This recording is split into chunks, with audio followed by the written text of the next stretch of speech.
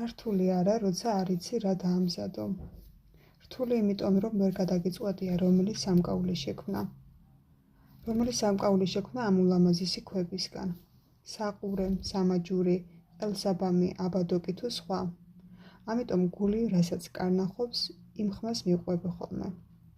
და ამ პროცესში თვითონ სამკაული ამბობს სათქმელს.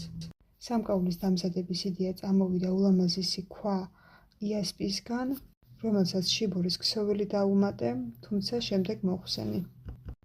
კონკრეტული იასპი არის ლურჯი შავის კომბინაცია, რომელსაც ხავსიან იასპსაც უწოდებენ. გამომდინარე იქიდან, რომ მე პირადად სამკაულს ვიყენებ მრავალ მხრივ, გადავწყვიტე, რომ ჰალსტუხთან ერთად წარმომედგინა.